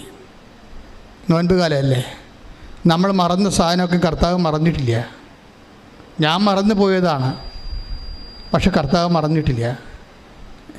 ദൈവം ഒരു അപകടകാരിയാണ് ശരിക്കും. കമ്പ്യൂട്ടറിൻ്റെ അത് ഹാർഡ് ഡിസ്ക് അടിച്ചു പോകാം, ദൈവത്തിൻ്റെ ഹാർഡ് ഡിസ്ക് അടിച്ചിട്ടില്ല. ഇനി കഴിഞ്ഞ കാലങ്ങളിൽ ചെയ്തു വെച്ചേക്കുന്നതെല്ലാം റീടേക്ക് ചെയ്യുന്നുണ്ട്. പക്ഷേ ഇപ്പോൾ എനിക്ക് സമയമുണ്ട് പരിഹാരം ചെയ്യാൻ. സമയമില്ലാത്ത സമയം വരും. അതുവരെ കാത്തു നിൽക്കാതെ അനുതാപപ്പെടാൻ വേണ്ടി കർത്താവ് നിങ്ങളെ പഴയ ഓർമ്മകളിലേക്ക് ക്ഷണിക്കുകയാണ്. ഇപ്പോഴേ അനുതാപത്തിൻ്റെ കാലത്ത് കഴിഞ്ഞ കാലങ്ങളിൽ മറ്റു മനുഷ്യരെ ദുഃഖിപ്പിച്ചത്. അപ്പോൾ കർത്താവിനോട് വേറെ ഒരു കാര്യം പറഞ്ഞു ആ സമയത്ത്. അപ്പോൾ എനിക്ക് തോന്നി ഞാൻ നീചനായിരിക്കുമെന്ന് തോന്നി. അത്രയ്ക്ക് എന്നോട് തന്നെ ഭയങ്കര സങ്കടം തോന്നി. ഞാൻ ഇങ്ങനെയൊക്കെ ചെയ്തോന്നോ. അവിടെ ഇരുന്ന് പറഞ്ഞു ഇന്ന് മുഴുവനും എന്നെ കുറ്റം പറയുകയായിരുന്നു കർത്താവ്. അവിടെ മുഴുവനും എന്നോട് പറഞ്ഞ രണ്ടാമത്തെ കാര്യമെന്ന് ഞാൻ അമ്പലപ്പുഴ ഇരിക്കുമ്പോൾ സംഭവിച്ച കാര്യമാണ്. അപ്പോൾ അന്ന് ഈ വള്ളക്കര കുത്തി പ്രാർത്ഥിക്കാൻ വരും. ഞാനാണെങ്കിൽ നിങ്ങൾക്കറിയാമല്ലോ, വിശന്ന പിന്നെ എനിക്ക് സങ്കടം. എനിക്ക് ഈ അൾസറൊക്കെ പിടിച്ച് വലിയ തായി ഒരു അരിച്ചു വരിക്കുക ഭയങ്കര. അപ്പം ഞാനിങ്ങനെ പള്ളിയിലെ കുർബാന അന്ന് 1.5 മണിക്കൂറാണ് കുർബാന, 1:45 ആവും. കാറ്റഗിസവും ഈ അറിയിപ്പും ഒക്കെ കഴിയുമ്പോൾ ഞാൻ ഒരു കണക്കിനടുത്തിട്ട് കാപ്പിടിക്കാൻ വേണ്ടി ഓടി എൻ്റെ മേടയിൽ കയറണത്. അപ്പോൾ ഒരു ചേട്ടാ നിർത്തിക്കൊണ്ട് അച്ഛാ 100 രൂപ വേണമെന്ന് പറഞ്ഞ്. ഞാൻ പറഞ്ഞ് താഴ്പോടുമെന്ന് പറഞ്ഞ്, ഇത് ആൾക്കാരൊക്കെ മാറട്ടെന്ന് പറഞ്ഞ്. പെട്ടെന്ന് പറഞ്ഞ് താമ്പോളൂ ഈ ആൾക്കാരൊക്കെ മാറട്ടെ. അച്ഛാ ആൾക്കാർ എന്നെ കാണാൻ വേണ്ടി അതിനേക്കാൾ ഇങ്ങനെ നിൽക്കുകയാണ്. പിന്നെ ഞാൻ അത്രയും ഉദ്ദേശിച്ചില്ലായിരുന്നു. ഞാൻ ഉദ്ദേശിച്ചത് എന്താണ്, അകത്തൊരു കാപ്പിയെ കുടിച്ച് ശരീരമൊക്കെ തണുത്തിട്ട് വന്നിട്ട് ഈ ആൾക്കാരൊക്കെ എടുത്തിട്ട് ഇയാൾക്ക് കൊടുത്ത് വിടാൻ. ഞാൻ എല്ലാ ആഴ്ചയും കൊടുക്കണമാണ് പൈസ. പക്ഷേ എനിക്ക് ഇഷ്ടപ്പെടാതിരുന്നത് ഈ ആൾക്കാരുടെ തിക്കിൽ ആൾക്കാരെല്ലാം എന്നെ കാണാൻ വന്ന് നിൽക്കുകയാണ്. അതായത് എന്നെ കാണാൻ ആത്മീയമായ കാര്യത്തിനല്ലാതെ ഭൗതികമായ കാര്യത്തിന് വന്നവൻ ആത്മീയ കാര്യത്തിൽ വന്നേക്കാൾ ഇടിച്ചതല്ലി മുമ്പിൽ വന്നപ്പോൾ എനിക്ക് വിറഞ്ഞത്. പക്ഷേ ഇങ്ങനെ വിറഞ്ഞെങ്കിലും പിന്നീട് ഈ ആൾക്കാരെല്ലാം പോയി കഴിഞ്ഞിട്ട് അയാളെ കണ്ടില്ല. പിന്നെ 8 മാസം കഴിഞ്ഞപ്പോൾ അയാളുടെ ലക്ഷണമുള്ള ഒരു ചേട്ടായി എൻ്റെ അടുത്ത് വന്ന്. അപ്പോൾ ഞാനോർത്ത് അയാളുടെ ലക്ഷണമാണ് ഇയാൾക്ക്. അപ്പോൾ എന്നിട്ട് സംസാരിച്ചുകൊണ്ടിരിക്കുന്ന സമയത്ത് പറഞ്ഞ് അച്ഛാ എൻ്റെ അപ്പൻ അച്ഛനെ എപ്പോഴും വന്ന് കാണാറുണ്ട്, എൻ്റെ അപ്പനെ അച്ഛനെ ഒത്തിരി സഹായിച്ചിട്ടുണ്ട്. പിന്നെ എൻ്റെ അച്ഛൻ ഇവിടെ വന്ന് വെച്ചും പോയ ദിവസം മരിച്ചു പോയെന്ന് പറഞ്ഞ് വീട്ടിൽ. അപ്പോഴും അവസാന കാലമായിരുന്നു അങ്ങേരുടെ. അപ്പോൾ എനിക്ക് അവസാനം അദ്ദേഹത്തിനെ സഹായിക്കാൻ കഴിഞ്ഞില്ല. അതിപ്പോൾ രാവിലെ ഈശോ പറഞ്ഞു, അന്ന് നിന്നെ അത്രയും ദേഷ്യപ്പെടേണ്ട കാര്യമില്ല. ഞാൻ ദേഷ്യപ്പെട്ടില്ല, മാറി നിൽക്ക്, ആൾക്കാരോട് വിട്ടിട്ട് ഞാൻ തരാമെന്നാണ് ഞാൻ ഉദ്ദേശിച്ചത്. പക്ഷെ അതും ദൈവം ഉൾക്കൊള്ളുന്നില്ല. പക്ഷേ എനിക്ക് സമയമുണ്ട്, കർത്താവിനെ ഓർപ്പിച്ചല്ല, അതുകൂടി റൈറ്റ് ഓഫ് ചെയ്യണമെന്ന്. അപ്പോൾ കർത്താവ് വേറൊരു കാര്യം എന്നോട് പറഞ്ഞു. ഇന്ന് കുറേ കാര്യം എന്നോട് പറഞ്ഞു. എൻ്റെ അപ്പൻ എന്നോടൊരു ദിവസം പറഞ്ഞ്, എടാ എൻ്റെ കൂടെ ഒന്ന് ആശുപത്രി വരുമെന്ന് ചോദിച്ചു. 10ാം ക്ലാസ്സിലെ. അപ്പോൾ എനിക്ക് പരീക്ഷയാണ്, മോഡൽ എക്സാമാണ്, ഞാൻ വരത്തില്ലെന്ന് പറഞ്ഞു. അപ്പോൾ രാത്രി ഞാൻ കിടന്നുറങ്ങുമ്പോൾ അമ്മയോട് അപ്പം പറഞ്ഞ് എൻ്റെ കൂടെ ആശുപത്രി വരികയായിരുന്നു അവൻ പറഞ്ഞെന്ന് പറഞ്ഞു. അപ്പം അമ്മ രാവിലെ പറഞ്ഞ് ഇന്നലെ അപ്പം പറഞ്ഞല്ല, അപ്പൻ്റെ കൂടെ ആശുപത്രി പോകത്തില്ലെന്ന് പറഞ്ഞല്ല. ഞാൻ എനിക്ക് പഠിക്കാനില്ലേ. അപ്പോൾ എൻ്റെ ഒരു മൈൻഡ് സെറ്റ് ആ കാലത്ത് അങ്ങനെയായിരുന്നു. അപ്പൻ ആശുപത്രി പോയി, ഒറ്റക്ക് പോയി. പിന്നീട് ഞാൻ അപ്പൻ്റെ അടുത്ത് പല പ്രാവശ്യം പോയി, നടന്ന് തന്നെ പോയി. 2 കിലോമീറ്റർ, അതായത് 2.5 മൈൽ നടന്നു പോകണം അപ്പൻ്റെ ആശുപത്രി പോകണമെങ്കിൽ. വള്ളമൊക്കെ കയറി ഞാൻ നടന്നു തന്നെ പോയി, ഞാൻ തിരിച്ച് നടന്നു തന്നെ വന്നു. പക്ഷെ അപ്പനെ കൊണ്ടുപോകുന്ന വള്ളത്തിലാണ് പിന്നെ തിരിച്ചു കൊണ്ടുപോകുന്നത്. നമ്മൾ നിസ്സാരമെന്നും അന്നത്തെ കാലമല്ലേ എന്നൊക്കെ പറഞ്ഞ് തള്ളിക്കളഞ്ഞ വിഷയങ്ങളെല്ലാം ഇപ്പോഴും ഡിലീറ്റായിട്ടില്ല. നോൻപ് കാലത്ത് നിങ്ങളും എന്നെപ്പോൾ ഒരു ആത്മശോധന ചെയ്യണം. ഉടമ്പടി എടുത്തൊക്കെ കാര്യം ശരിയാണ്. മാതാവ് എനിക്ക് നേരിട്ട് പ്രത്യക്ഷപ്പെട്ട ഒരു ദൈവം എന്നെ പ്രത്യക്ഷപ്പെടാൻ വേണ്ടി അത് യോഗ്യത കർത്താവ് അല്ലെങ്കിൽ എൻ്റെ അയോഗ്യത പരിഹരിച്ചുകൊണ്ട് പ്രത്യക്ഷപ്പെട്ടെങ്കിലും കർത്താവിൻ്റെ മുമ്പിൽ എന്നെക്കുറിച്ച് ഇപ്പോഴും സങ്കടങ്ങൾ ബാക്കി നിൽക്കുന്നുണ്ട്. നിങ്ങളെക്കുറിച്ച് ഇതുപോലെ സങ്കടങ്ങളുണ്ടോ എന്ന് തിരിച്ചിട്ട് വേണം നോൻപ് കാലത്തിൻ്റെ അനുതാപത്തിലേക്ക് ഉടമ്പടി പ്രകാരം പ്രവേശിക്കാൻ. പ്രാർത്ഥിക്കുക. കർത്താവേ, അങ്ങയുടെ തിരുസന്നിധിയിൽ ഞാൻ ചെയ്ത ഉടമ്പടികള് ബലവത്താകുന്നതിന് വേണ്ടി എന്റെ ജീവിതത്തിലെ നിന്റെ മനസ്സിലെ ഇപ്പോഴും മായാതെ നിൽക്കുന്ന തിന്മകളെ ഓർത്തുകൊണ്ട് അനുദപിച്ച് ആത്മാവിന്റെ കണ്ണീരിലെ അനുതാപത്തിന്റെ കണ്ണീരിലെ ആത്മാവിനെ കഴുകുവാൻ അഭിഷേകം ചെയ്യണമേ. കുറെ പേര് അനുതാപം ആവശ്യമുള്ളവരെന്ന് തിരിച്ചിട്ടുണ്ട്. ഈ അനുതാപം ആവശ്യമില്ലാത്തവരുണ്ട്. അനുതാപം ആവശ്യമില്ലാത്തവരെക്കാൾ ദൈവത്തിന് ഇഷ്ടം അനുതാപം ആവശ്യമുള്ളവരെയാണ്. ലൂക്കായുടെ സുവിശേഷം 15:7. ലൂക്കാ 15:7. അനുതാപം ആവശ്യമില്ലാത്ത 99 നീതിമാന്മാരെ കുറിച്ച് എന്നതിനേക്കാൾ അനുതപിക്കുന്ന ഒരു പാപിയെ കുറിച്ച് സ്വർഗത്തിൽ കൂടുതൽ സന്തോഷമുണ്ടാകുമെന്ന് ഞാൻ നിങ്ങളോട് പറയുന്നു. അതായത് ദൈവം അനുതാപത്തെ രണ്ടായിട്ട് തിരിക്കുന്നു. അനുതാപം ആവശ്യമില്ലാത്ത മനുഷ്യര്, പിന്നെന്താണ് അനുതാപം ആവശ്യമുള്ള മനുഷ്യർ. ഈ അനുതാപം ആവശ്യമുള്ള മനുഷ്യരാണ് ദൈവത്തിൻ്റെ ഫോക്കസിങ്ങിലുള്ളത്. അവരനുദപിക്കുകയാണെങ്കിൽ സ്വർഗത്തിൽ അനുതാപം ആവശ്യമില്ലാത്തവരെക്കാൾ കൂടുതൽ ദൈവത്തിന് സന്തോഷമുണ്ടാവും. പക്ഷെ ഒരു പ്രശ്നമുണ്ട്. എന്താണ്? അനുതാപം ആവശ്യമുള്ള ആൾക്കാർ അവരെ തന്നെ രണ്ടായിട്ട് ദൈവം തിരിച്ചിട്ടുണ്ട്. അനുതാപം ആവശ്യമുണ്ട്, പക്ഷേ ദൈവം അവസരം കൊടുത്തിട്ടില്ല. അതാണ് അനുതാപം ആവശ്യമുണ്ട്, പക്ഷേ അവസരം കിട്ടിയിട്ടില്ല എങ്കിൽ അതാണ് ഏറ്റവും വലിയ അപകടം. ഇപ്പം നിങ്ങൾക്ക് അവസരം കിട്ടില്ലേ? എനിക്ക് അവസരം കിട്ടില്ലേ? അതാ വിഷയം. അനുദപിക്കാൻ അവൻ അവസരം കൊടുത്തില്ല.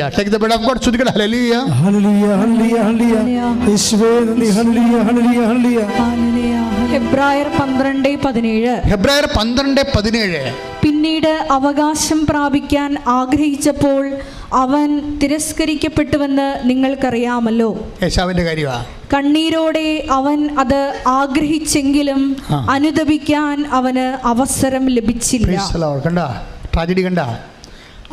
മനുഷ്യരെങ്ങനെയാണ് രണ്ടായിട്ട് തിരിക്കുന്നത്? ഒന്ന്, അനുതാപം ആവശ്യമില്ലാത്തവർ വിശുദ്ധന്മാരായിരിക്കാം, പക്ഷേ അവരെക്കാൾ ദൈവത്തിന് സന്തോഷം ആരാണ്? പാപിയുടെ അനുതാപം ആവശ്യമുള്ളവരെയാണ്. ഈ അനുതാപം ആവശ്യമുള്ളവർ തന്നെ രണ്ട് തരമുണ്ട്. എന്താണ്? അനുദപിക്കാൻ അവസരം കൊണ്ട് കിട്ടിയവരും കിട്ടാത്തവരും. അത് ഈ അനുദപിക്കാൻ ആവശ്യമുണ്ടായിട്ടും അവസരം കിട്ടാത്തവരാണ് ശരിക്കും പറഞ്ഞാൽ ഭൂമിയിൽ വെച്ച് തന്നെ നരകത്തിന് അടിപ്പെട്ടു പോകുന്ന ആൾക്കാർ. അതുകൊണ്ട് അവസരം മുതലാക്കാൻ നോക്കണം. നിങ്ങൾ പേരെ പല അവസരങ്ങളും ജഡിക മനുഷ്യൻ മുതലാക്കുന്നുണ്ട്. കണ്ണിന് ദുരാശ, ശരീരത്തിന് ദുരാശ, ജീവിതത്തിൻ്റെ അഖണ്ഡ കൊണ്ടുണ്ടാക്കുന്ന പല അവസരങ്ങളും നമ്മൾ മുതലാക്കും. പക്ഷെ അനുദപിക്കാനുള്ള അവസരം മുതലാക്കത്തില്ല. That is our tragedy. അനുതാപ ഉടമ്പടിയുടെ ഒരു പ്രധാനപ്പെട്ട ഘടകമാണ്. ഇപ്പോഴും ലിയ സെബാസ്റ്റ്യൻ എന്താണ് 500 രൂപയ്ക്ക് 1000 രൂപ അവൾക്ക് കിട്ടി. അവൾ ഇവിടെ വരുമ്പോൾ ഒരു സംഭവം നടക്കും. അവൾ ഇടുക്കിയിൽ നിന്ന് ഇവിടെ വരുമ്പോൾ, കൂട്ടുകാരത്തിയുമായിട്ട് ഇവിടെ വരുമ്പോൾ അവൾ ഉടമ്പടി എടുക്കാൻ ഉദ്ദേശിച്ചില്ലായിരുന്നു. ഉടമ്പടി എന്താണെന്ന് അറിയത്തില്ല, പഠിച്ചു വരുന്നതേ ഉള്ളൂ. എങ്കിലും അവൾ വിചാരിച്ചത് മാതാവിനെ വിളിക്കുന്നുണ്ടെന്നാണ് വിചാരിച്ചത്. മാതാവിനെ വിളിക്കുന്നുണ്ട്. അതാണല്ലോ എനിക്ക് പെട്ടെന്ന് ഉണർവുണ്ടായത്. ഒരു വചനം കേട്ടപ്പോൾ എനിക്ക് പെട്ടെന്ന് ഉണർവുണ്ടായില്ലേ. അപ്പോൾ അന്ന് മുതൽ എനിക്ക് ഫീൽ ചെയ്യാൻ തുടങ്ങി. അപ്പോൾ എനിക്ക് തീർത്ഥാടന ഉടമ്പടിക്ക് മുമ്പ് അവർ ലൈറ്റേക്കാൻ്റെ പേർ റിക്വസ്റ്റ് ചെയ്യാൻ പറ്റും ചെയ്യാം. പക്ഷേ ഇവിടെ വരുമ്പോൾ ഉടമ്പടി എടുക്കാൻ ഉദ്ദേശമില്ല ആളിനെ. ഉടമ്പടി എടുക്കാൻ ഉദ്ദേശമില്ലെങ്കിലും മാതാവിന് അവൾ ഉടമ്പടി എടുക്കാൻ ആഗ്രഹമുണ്ട്. കാര്യം വലിയ പദ്ധതി അവളെക്കുറിച്ച് മാതാവ് എൻ്റെ പുസ്തകത്തിൽ എഴുതി വെച്ചിട്ടുണ്ട്. പാവത്തിനത് അറിയത്തില്ലെന്നേ ഉള്ളൂ. ഞാൻ പോയി, ഞാൻ കെട്ട്, എന്നെ നോക്കാൻ ആരുമില്ല, തിരക്കാൻ ആരുമില്ല, ജീവിച്ചപ്പോഴേ മാതാപിതാക്കന്മാരില്ല, ഇപ്പോൾ ഉള്ളവർ ഇല്ലാത്ത കണക്കാണ് എന്നും പറഞ്ഞ് ഡിപ്രസ്ഡ് ഇരിക്കുന്ന ആളാണ്. പക്ഷെ അങ്ങനെ അവൾക്ക് പറഞ്ഞ് ഇവിടെ വന്നൊരു ഉടമ്പടി എടുക്കാൻ അത് പൂർത്തിയാക്കാൻ പറ്റുമോ, വീണ്ടും വരേണ്ടി വരത്തില്ലേ, അതിന് കാശ് കിട്ടുമോ, പുതുക്കാൻ വേണ്ടി കാശ് കിട്ടുമോ, അങ്ങനെ പല പ്രശ്നങ്ങളാണ് അവർക്ക്. അതുകൊണ്ട് ഉടമ്പടി എടുക്കാനൊക്കെ ഉദ്ദേശമില്ല. പക്ഷെ ഇവിടെ വന്നപ്പോൾ വല്ലാത്തൊരു മൂക്കിലേക്ക് കുത്തിക്കയറുന്ന രീതിയിൽ സുഗന്ധാഭിഷേകം കിട്ടി. അപ്പോഴിവിടെ നിന്നവരെല്ലാം കൂട്ടുകാരത്തെ അടുത്ത് നിൽപ്പുണ്ട്, എടി നിനക്ക് മുല്ലപ്പൂവിൻ്റെ മണം വരുന്നുണ്ട്, ഇവിടെ ഒന്നുമില്ല എന്ന് പറയും. പിന്നെ അവിടെ ചുറ്റും നടന്നൊക്കെ ചോദിക്കും, അവിടെ എങ്ങും ആർക്കും മുല്ലപ്പൂവിന് സ്മെല്ലില്ല. അവർക്ക് അപ്പോഴും ഇങ്ങനെ മുക്കിലേട്ട് ഇങ്ങനെ കുത്തിക്കയറുന്ന പോലെ മുല്ലപ്പൂവിന് സ്മെല്ലാണ്. അവൾ ഓടി ഇവിടുന്ന് ഓടി ലാസ്റ്റ് ഭാഗത്ത് വരുമ്പോഴേ അവൾ ഓഫീസിൽ ചോദിച്ചു, ഉടമ്പടിയുടെ മൂന്നാമത്തെ ഉടമ്പടിയുടെ സമയം കഴിഞ്ഞാൽ ഇല്ല, ചീട്ട് കൊടുത്തുകൊണ്ടിരിക്കണമെന്ന് പറയും. ഒരു ചീട്ട് തരാൻ പറയും. മൂന്നാമത്തെ ഉടമ്പടിക്ക് ഇവിടെ ഓടിക്കയറും. അവൾ ഉടമ്പടി ചെയ്ത് ഇവിടുന്ന് പോകുമ്പോൾ 6 മണിയായി. വീട്ടിലെത്തിയപ്പോൾ അവിടെ എത്തിയപ്പോൾ 9:30 മണി. അപ്പോൾ അമ്മ വിഷമിക്കണം. അമ്മായിയമ്മ എന്ന് വെച്ചാൽ 10 മണിക്ക് ഭർത്താവ് ജോലിയും കഴിഞ്ഞ് രാത്രി വരും. ഇവളെങ്ങനെ വീട്ടിലെന്ന് വെച്ചാൽ പിന്നെ അത് മതി.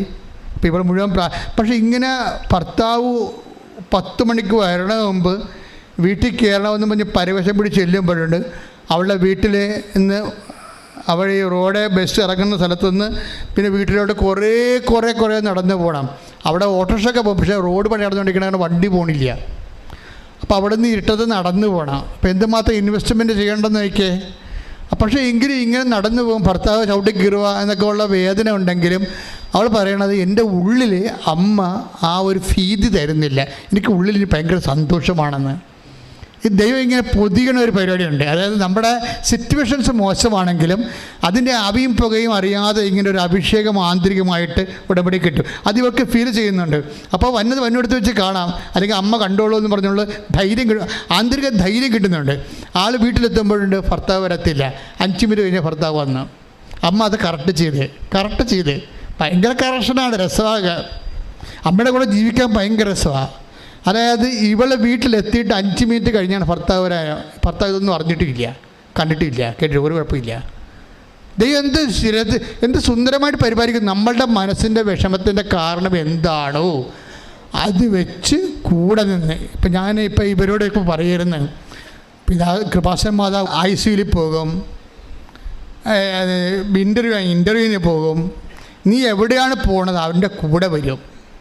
എന്നുവെച്ചാൽ പണ്ടിങ്ങനെ ഒന്നും ഒരു സാക്ഷ്യം നമുക്ക് കേട്ടിട്ടില്ല, പണ്ട് ഇത്തരം സാക്ഷ്യങ്ങളൊന്നും കേട്ടിട്ടില്ല.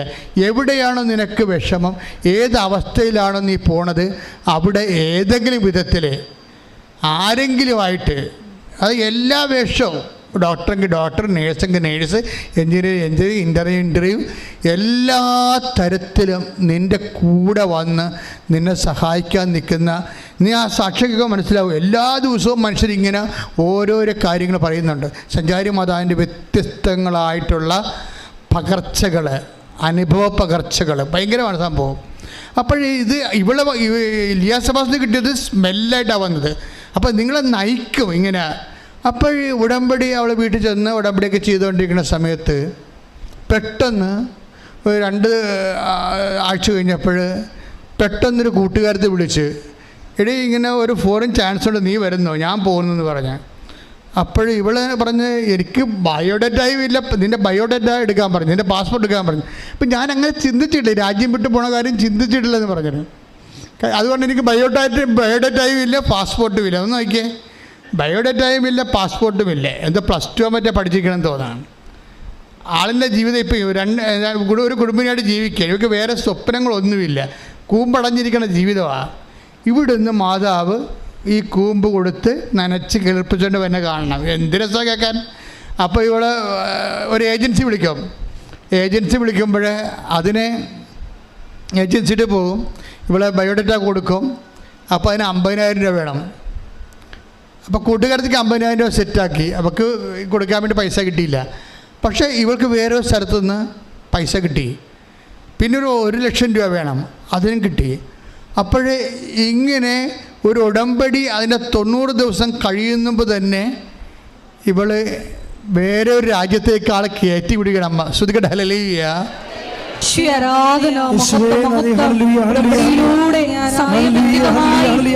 കാര്യങ്ങൾ ചെയ്യുന്ന മാതാവിന്റെ സ്നേഹത്തിന് നന്ദി പറയുന്നു.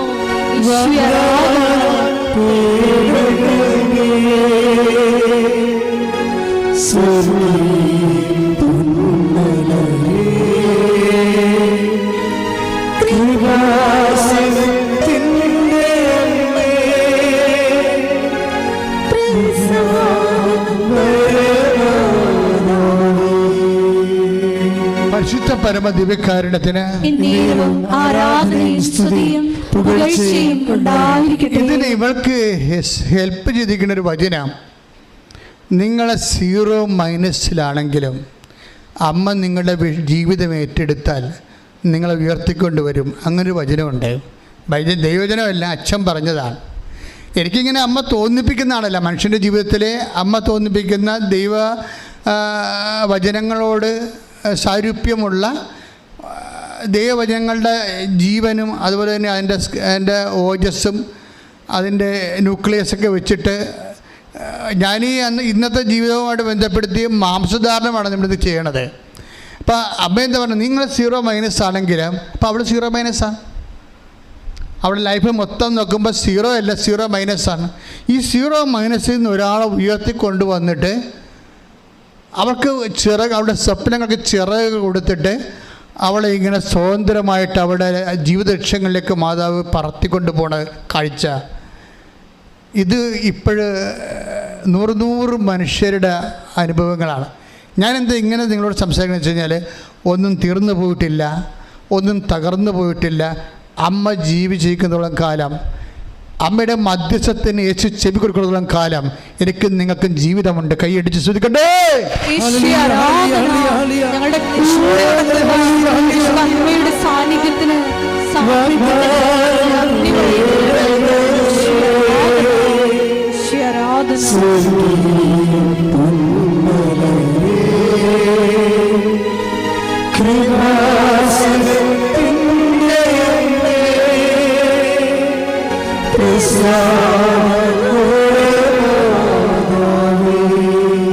പരിശുദ്ധ പരമ ദിവ്യകാരുണ്യത്തിന് ആരാധനയും സ്തുതിയും പുകഴ്ചയും ഉണ്ടായിരിക്കട്ടെ. പരിശുദ്ധ പരമ ദിവ്യകാരുണ്യത്തിന് ആരാധനയും സ്തുതിയും പുകഴ്ചയും ഉണ്ടായിരിക്കട്ടെ. എപ്പോഴും നമ്മൾ ശ്രദ്ധിക്കേണ്ട വിഷയം ഒന്നുമില്ല.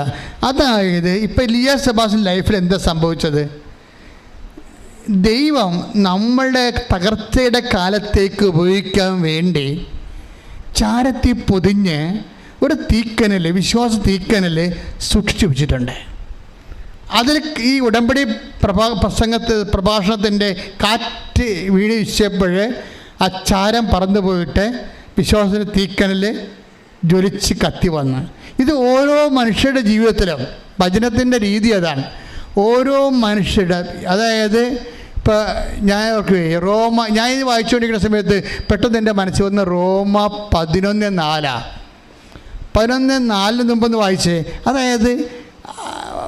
അതായത് മക്കബേസിൻ്റെ വിഷയങ്ങളിൽ ബാലിൻ്റെ മുമ്പിൽ മുട്ടുമടക്കാത്ത 7000 പേര് ഞാൻ ഇസ്രയേലിൽ അവശേഷിപ്പിച്ചിട്ടുണ്ട്. ദാറ്റ് മീൻസ് എൻ്റെ ദൈവവേദന സത്യദൈവത്തിൻ്റെ നിന്നല്ലാതെ മുട്ടുമടക്കാത്ത വിശ്വാസത്തിൻ്റെ ഒരു അഗ്നി. അതായത് നീ കഴിഞ്ഞ കാലങ്ങളിൽ നിൻ്റെ ജീവിതത്തിൽ എന്തെല്ലാം വിഷയങ്ങൾ കടന്നു പോകുമ്പോഴും വിശ്വാസം നീ പണയം വെക്കാത്ത, വിശ്വാസത്തെ നീ തള്ളിപ്പറയാത്ത ഒരു അഗ്നി നിൻ്റെ ഉള്ളിൽ എവിടെയെങ്കിലും ഉണ്ടെങ്കിൽ ദൈവം അത് ഊതിക്കത്തിച്ചിരിക്കും. ദൈവത്തിലെ കൈയടിച്ച് ശ്രദ്ധിക്കട്ടെ. റോമ 11:4 വായിച്ചോളൂ. എന്നാൽ ദൈവം അവനോട് മറുപടി പറഞ്ഞത് എന്താണെന്നോ, ബാലിന്റെ മുമ്പിൽ മുട്ടുകുത്താത്ത 7000 പേരെ എനിക്ക് വേണ്ടി ഞാൻ മാറ്റി നിർത്തിയിട്ടുണ്ട്. അവശേഷിപ്പിച്ചിട്ടുണ്ട്. അതായത് നിന്റെ ജീവിത തകർച്ചയാണെന്ന് വിചാരിച്ചോ?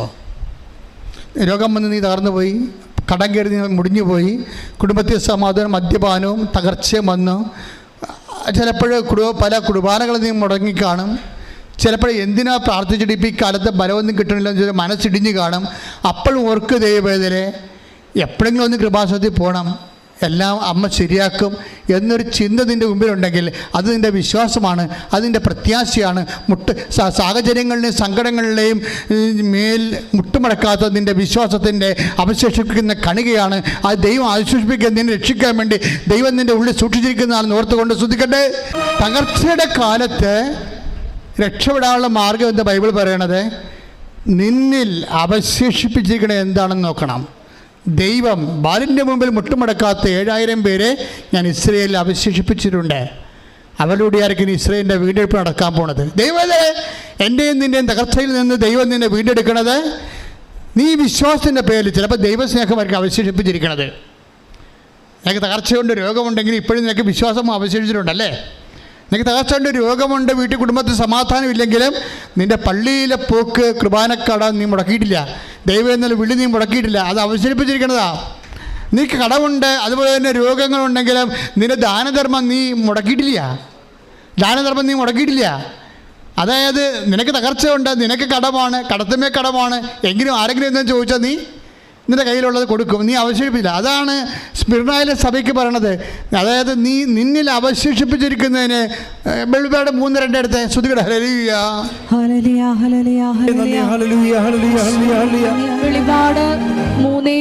വെളിപാട് 3:2. ഉണരുക പറഞ്ഞേ. നിന്നിൽ ആസന്ന മരണമായി അവശേഷിക്കുന്നതിനെ ഉത്തേജിപ്പിക്കുക.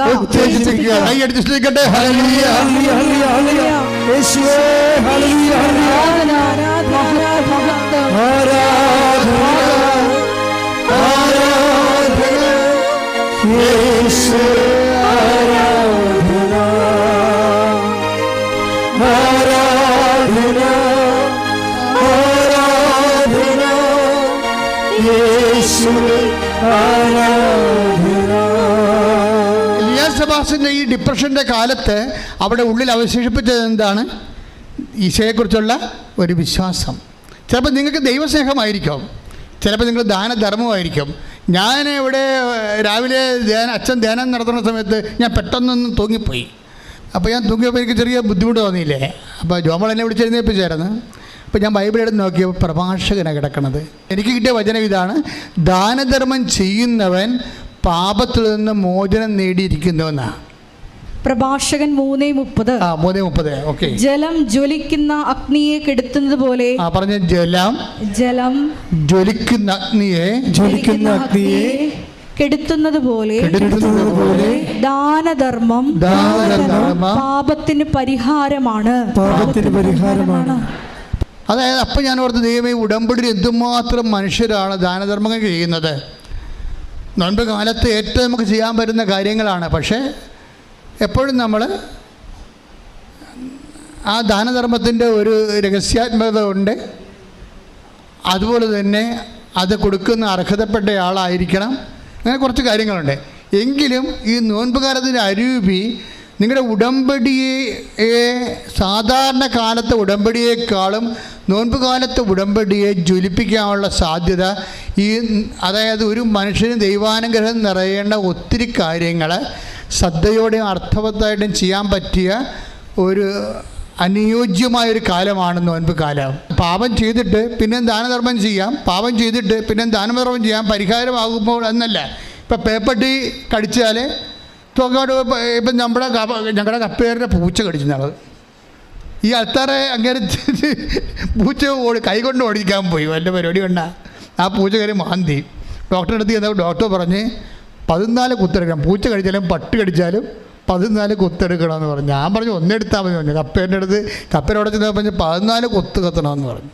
ആ പൂച്ച കാരണം പൂച്ചക്ക് ആപ്പാടെ 4 നഖവേ ഉള്ളു, കപ്പേൻ്റെ 14 കുത്തു. എൻ്റെ അടുത്ത് പറഞ്ഞ് 14 കുത്തിയെന്ന് പറഞ്ഞു. ഞാനൊരു കാര്യം ചോദിക്കട്ടെ, ഈ 14 കുത്ത് ഈ പൂച്ച കടിച്ചാലും പേപ്പട്ട് കടിച്ചാലും മരുന്നുണ്ട്, 14 കുത്ത് വെച്ചാൽ മതിയെന്ന് വിചാരിച്ചുകൊണ്ട് നിങ്ങളെ പൂച്ചയെക്കൊണ്ട് പിന്നെ കടുപ്പിക്കുക, പിന്നെയും പൂച്ച കൊണ്ട് മാന്തിക്കുക? ഇല്ല, ആ ബിസിനസ് അവസാനിപ്പിക്കും. പാപത്തിന് ദാനധർമ്മം പരിധിവിധിയാണെന്ന് പറഞ്ഞുകൊണ്ട് വീണ്ടും ആരെങ്കിലും പാപം ചെയ്യുക? ഇല്ല. അപ്പോൾ നോൻപ് കാലം പാപം അവസാനിപ്പിക്കേണ്ട ഒരു കാലമാണ്. പാപ സാഹചര്യങ്ങളിൽ നിന്ന് ഒഴിഞ്ഞു മാറേണ്ട ഒരു കാലമാണ്. വിശുദ്ധിയോടെ ജീവിക്കുമ്പോൾ മറ്റുള്ളവരെങ്ങനെ ജീവിക്കുന്നു എന്നല്ല, ദൈവത്തെ അറിഞ്ഞ നിന്നോടാണ് അക്കൗണ്ടബിൾ ആകണത്. കാര്യം നിനക്ക് അനുതാപം ആവശ്യമുണ്ട്, അവസരവുമുണ്ട്, ഇല്ലേ? ഇനി അനുതാപം ആവശ്യമുണ്ട്, അവസരമില്ലാത്ത ഒത്തിരി പേരുണ്ട്. അവരുടെ കാര്യം ദൈവം സംസാരിക്കണില്ല. അവർ പണ്ടേ ദൈവത്തിൻ്റെ മുക്കിൽ നിന്ന് പോയ ആൾക്കാരാണ്. അവർ പറഞ്ഞാൽ നീ കേൾക്കേണ്ട ആവശ്യമില്ല. മനസ്സിലായല്ലേ? എഴുന്നേൽക്കുക. എൻ്റെ പ്രിയപ്പെട്ടവരെ, രോഗസൗഖ്യ പ്രാർത്ഥനയ്ക്ക് പ്രവേശിക്കുകയാണ്.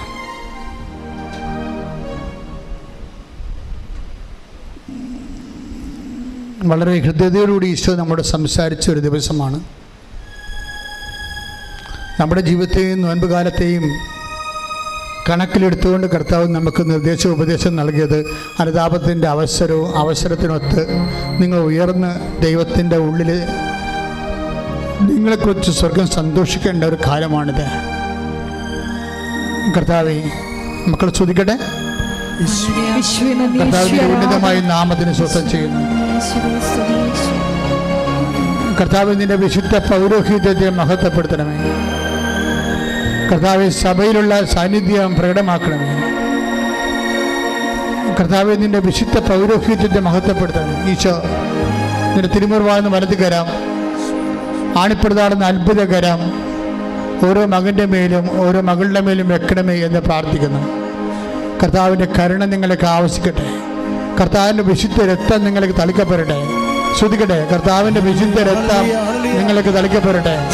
കർത്താവിൻ്റെ വിശുദ്ധ രക്തം നിങ്ങൾക്ക് തളിക്കപ്പെടട്ടെ. കർത്താവിൻ്റെ വിശുദ്ധ രക്തം ഉച്ച മുതൽ ഉള്ളംകാല് വരെ കർത്താവിൻ്റെ വിശുദ്ധ രക്തം നിങ്ങൾക്ക് തളിക്കപ്പെടട്ടെ. ഉച്ച മുതൽ ഉള്ളംകാല് വരെ കർത്താവിൻ്റെ രക്തം നിങ്ങൾക്ക് തളിക്കപ്പെടട്ടെ. ഉച്ച മുതൽ ഉള്ളംകാല് വരെ കർത്താവ് രക്തം പടർന്നിറങ്ങട്ടെ. മാർഗരോഗങ്ങൾ, തീരാവ്യാധികൾ, ജീവിത ദുരിതങ്ങൾ യേശു ക്രിസ്തുവിന്റെ നാമത്തിൽ മാറിപ്പോകട്ടെ. കർത്താവേ, നിന്റെ വിശുദ്ധ പൗരോഹിത്യത്തെ മഹത്വപ്പെടുത്തണമേ. പിൻകഴുത്തിലെ വേദന, സ്പോണ്ടിലോസിസ്, കർത്താവെ, പിൻകഴുത്തിൽ മുഴ പോലെ ഇരിക്കുന്ന സ്ത്രീയെ കർത്താവ് സുഖപ്പെടുന്നത് കാണിക്കുന്നുണ്ട്. കർത്താവിൻ്റെ കരുണ ചൊരിയണമേ. കർത്താവിൻ്റെ ശക്തി, ആന്തരിക അവയവങ്ങൾ ഓപ്പറേഷന് വേണ്ടി നിശ്ചയിച്ച രോഗികൾ അവരുടെ ഓപ്പറേഷൻ മാറ്റിവെക്കുന്നതായിട്ടും വേണ്ടെന്ന് പറയുന്നതായിട്ടും ഈശോ കാണിക്കുന്നുണ്ട്. 8 പേരെ കാണിക്കുന്നുണ്ട്. അങ്ങനെ 8 പേരെ കാണിക്കുന്നുണ്ട്.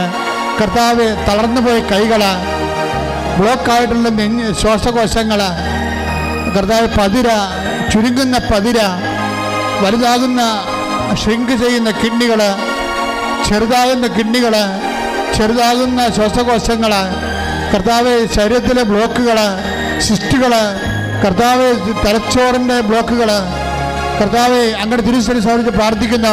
ഈശോ ഈശോ ഈശോ സ്പർശിക്കണമേ. കർത്താവ് മാർഗരോഗങ്ങൾ, ആന്തരിക അവയവങ്ങൾ, അസുഖങ്ങൾ, അസുഖങ്ങൾ, കർത്താവ് 2 പേര് കർത്താവ് മരണക്കിടക്കയിൽ നിന്ന് കർത്താവ് അങ്ങ് സംരക്ഷിക്കുന്ന നന്ദി പറഞ്ഞ കർത്താവ്. തൊണ്ടയിലെ അസുഖങ്ങൾ, തൈറോയ്ഡ് രോഗങ്ങൾ, ടോൺസിൽ രോഗങ്ങൾ, തൊണ്ടയിലെ ക്യാൻസർ കർത്താവിൻ്റെ നാമത്തിൽ മാറിപ്പോകട്ടെ. തൊണ്ടയിലെ ക്യാൻസർ, തൈറോയ്ഡ് രോഗങ്ങൾ, ശ്വാസകോശ രോഗങ്ങൾ, ഉദര രോഗങ്ങൾ, ഉദരത്തിൽ കല്ലുപോലെ രോഗങ്ങൾ, മൂത്രാശയ രോഗങ്ങൾ, ഗർഭാശയ രോഗങ്ങൾ, അൾസർ രോഗങ്ങൾ യേശുവിൻ്റെ വിശുദ്ധ രക്തത്താലും യേശുവിൻ്റെ ഉന്നതമായ നാമത്തിൽ മാറിപ്പോകട്ടെ. ശ്രുതിക്കട്ടെ, ശ്രുതിക്കട്ടെ.